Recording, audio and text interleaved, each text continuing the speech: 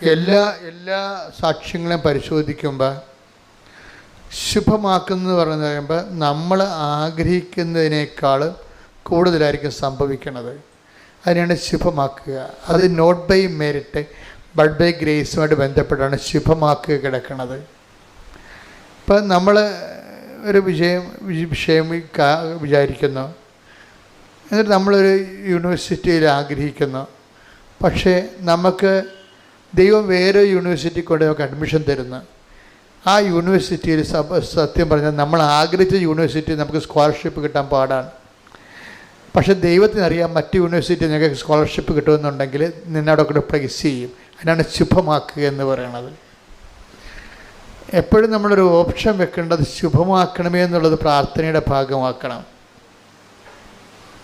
നമ്മുടെ പിതാക്കന്മാരുടെയൊക്കെ പ്രാർത്ഥന നോക്കിയാൽ മനസ്സിലാകും.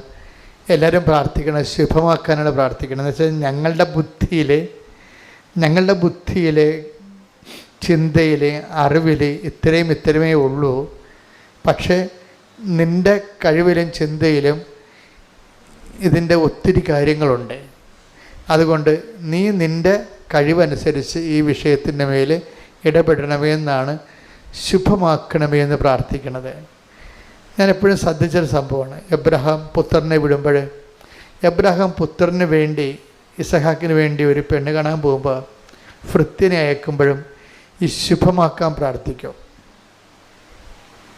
അങ്ങനെ എടുത്ത് പ്രാർത്ഥിക്കുന്നുണ്ടത്. അതുപോലെ തന്നെ തോബിത്ത് കൊച്ചു തോബിയാസിന് കടം മേടിച്ച കാശ് രഘുവേലിലേക്ക് നിന്ന് വാങ്ങിക്കാൻ വേണ്ടി, രഘുവേൽ ഒരു ഇദ്ദേഹത്തിൻ്റെ റിലേറ്റീവാണ്, തോബിത്തിൻ്റെ വളരെ അകലെ താമസിക്കുന്നയാളാണ്. അപ്പം മകൻ തോബിയാസിനെ പറഞ്ഞു വിടും ആ കാശ് വാങ്ങിക്കാൻ വേണ്ടി, കൊടുത്ത കാശ് വാങ്ങിക്കാൻ വേണ്ടി പറഞ്ഞു വിടുമ്പോഴും വൈഫ് എതിരായിരുന്നു, എതിരായിരുന്നു. അന്ന പറയും, മനുഷ്യ നിങ്ങൾ എന്നാ ഒരു പണിയാണ് കാണിക്കണത്, നമുക്ക് ആകപ്പെട്ടൊരു മകനേ ഉള്ളു, ഇത്രയും ദൂരത്ത് എങ്ങനെ അവനെ പറഞ്ഞു വിട്ടിട്ട്, നിനക്ക് കാശിന് എത്ര അണ്ടാളമാണ്, മകനല്ലേ കാശിനേക്കാൾ വലുത്. അപ്പോൾ തോബിയാത്ത് പറയും, ഇല്ല കുഴപ്പമില്ല, അവൻ പോട്ടെ. തോബിത്ത് പറയാൻ പോട്ടെ, അവൻ പോയിട്ട് നീ തിരിച്ച് അവൻ സുരക്ഷിതനായിട്ട് വരുന്നത് നീ കാണും. പക്ഷേ തോബിയാസ് കൈ ഉയർത്തി പ്രാർത്ഥിക്കുന്നത് എൻ്റെ മകൻ്റെ യാത്ര ശുഭമാക്കണമെന്നാണ്. ശുഭമാക്കണമെന്ന് വെച്ച് കഴിഞ്ഞാൽ എൻ്റെ ബുദ്ധി യാത്ര, ഇതിൻ്റെ വഴികൾ, ഈ യാത്രയുടെ ലക്ഷ്യങ്ങൾ, അത് എൻ്റെ അറിവനുസരിച്ച് ഇത്രയേ ഉള്ളൂ. പക്ഷേ ഈ യാത്രയ്ക്ക് നിനക്ക് ഇതിനേക്കാൾ കൂടുതൽ ചെയ്യാൻ കഴിയും. അതുകൊണ്ട് നീ ഈ വിഷയത്തിൽ നിൻ്റെ കപ്പാസിറ്റി അനുസരിച്ചുകൊണ്ട് ഈ യാത്രയിൽ ഇടപെടണമേ.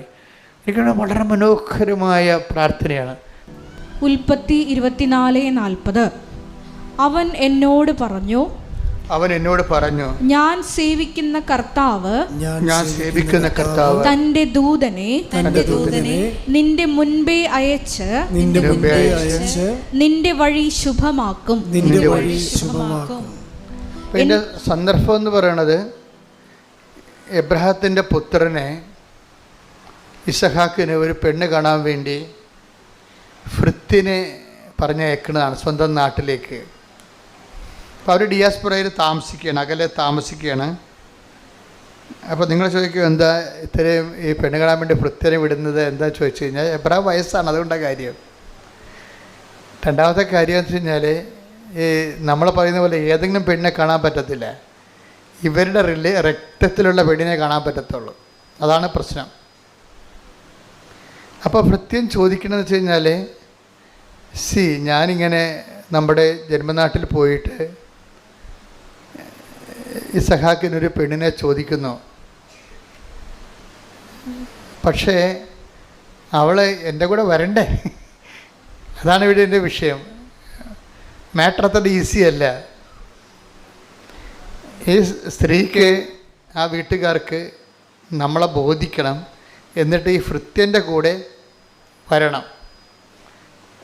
അത് വന്നില്ലെങ്കിൽ ഉടമ്പടി, ഇബ്രാഹിം പറയും, ഞാൻ നീയുമായിട്ട് ചെയ്ത അത് ഉടമ്പടിയാണ്.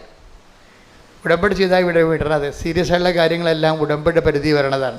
പ്രാർത്ഥിച്ചാൽ പറ്റത്തില്ല. ഹെവി ഡ്യൂട്ടി ആയിട്ടുള്ള കാര്യങ്ങൾ എന്ന് വെച്ചാൽ നോട്ട് ബൈ മെറിറ്റിൽ മെറിറ്റിൽ വർക്ക് ചെയ്യാത്ത എല്ലാ കാര്യങ്ങളും ബൈബിള് ഉടമ്പടിയുടെ പരിധി കൊണ്ടുവരും. അതെപ്പോഴും നമ്മൾ ശ്രദ്ധിക്കണം. എന്തുകൊണ്ടാണ് കവനൻ്റ് വരണമെന്ന് വെച്ച് കഴിഞ്ഞാൽ നമ്മുടെ കഴിവിൽ ഒതുങ്ങാത്ത കാര്യങ്ങൾക്കാണ് നമ്മൾ. അപ്പോൾ നിങ്ങൾ നിയോഗങ്ങൾ എഴുതുമ്പോൾ ശ്രദ്ധിക്കണം. സ്വാഭാവികമായി നടക്കുന്ന കാര്യങ്ങളൊന്നും ഉടമ്പടി വെക്കേണ്ട കാര്യമില്ല ശരിക്കും. അത് നിങ്ങളുടെ പ്രാർത്ഥന കൊണ്ടോ സ്വാഭാവികമായുള്ള കാര്യങ്ങൾ കൊണ്ടോ അത് നടന്നു പോകും. പക്ഷേ ചില കാര്യങ്ങൾ നമ്മുടെ കയ്യിൽ ഒതുങ്ങുന്നില്ല, നമ്മുടെ കഴിവിൻ്റെ അപ്പുറത്താണ് വിഷയമെങ്കിൽ അത് ദൈവത്തെ നിയമപരമായിട്ട് തന്നെ ദൈവത്തെ അതിനെ ബൗണ്ട് ചെയ്യിക്കണം. ഉടമ്പടിയുടെ ഉദ്ദേശം എന്ന് പറയുന്നത് നിയമപരമായി ദൈവത്തെ ബൗണ്ട് ചെയ്യിക്കുകയാണ്. നിയമം എന്ന് പറയുമ്പോൾ എന്താ ഉദ്ദേശിക്കുന്നത്? പഴയ നിയമം അല്ലെങ്കിൽ പ്രമാണങ്ങൾ നിയമപരമായിട്ട് നമ്മൾ ലീഗൽ വാലിഡിറ്റി എന്ന് പറയും, നിയമസാധുത. അപ്പോൾ നമ്മുടെ ഒരു വിഷയത്തിൽ ദൈവത്തെ കക്ഷി ചേർക്കുന്നതിന് നമ്മൾ കുറച്ച് നിയമപരമായ വാലിഡിറ്റി വേണം. അതിനെന്ത് ചെയ്യണമെന്ന് വെച്ച് കഴിഞ്ഞാൽ നിയമങ്ങൾ നമ്മൾ പാലിച്ചു കൊള്ളാമെന്ന് നമ്മൾ ദൈവത്തോട് വാഗ്ദാനം ചെയ്യണം. അങ്ങനെ നിയമപരമായി ദൈവത്തെ കക്ഷി ചേർക്കണം ആ വിഷയത്തിൽ.